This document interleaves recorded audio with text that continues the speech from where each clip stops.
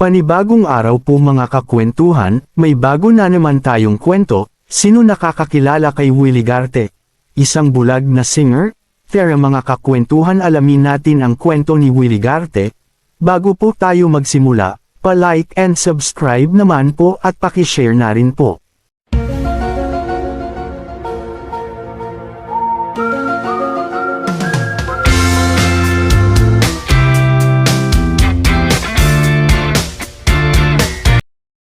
Life Story of Willie Garte. Si Willie Garte, isang bulag na music hero, ay sumikat sa kanyang mga kanta tulad ng Bawal na Gamot. 2. Kilala siya bilang kauna-unahang Estehanan o isang waray mula sa silangang Samar na may kapansanan na umabot sa pambansang eksena ng musika. 3. Si Garte ay isang sikat na pop composer at recording artist sa Pilipinas. 4. His debut album, Nasaan ang Liwanag, released on November 15, 1992, received a Gold Record Award. 5. Noong ika-11 ng Desyembre taong 1974, nakamit niya ang 9th Platinum Record Award mula sa Universal Records. 6. Ang kanyang album ay nagbebenta ng higit sa 360,000 kopya, na nagpapakita ng kanyang talento sa pop music.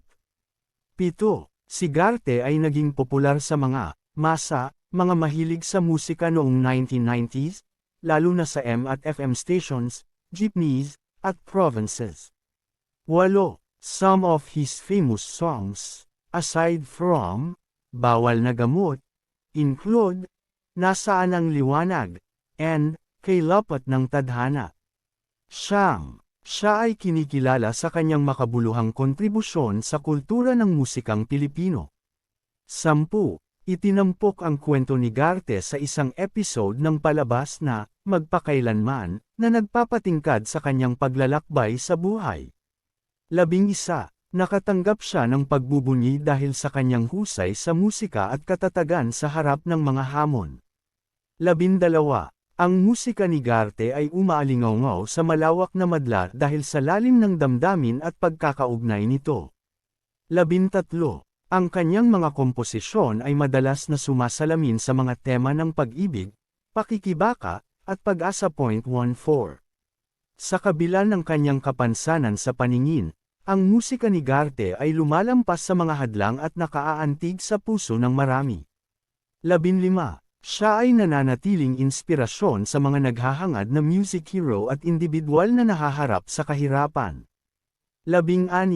Ipinagdiriwang ang pamana ni Garte sa industriya ng musika sa Pilipinas dahil sa pangmatagalang epekto nito.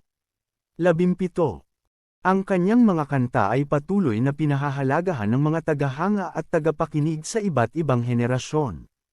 18. Ang dedikasyon ni Garte sa kanyang craft at passion sa musika ay kitang-kita sa kanyang katawan ng trabaho. 19.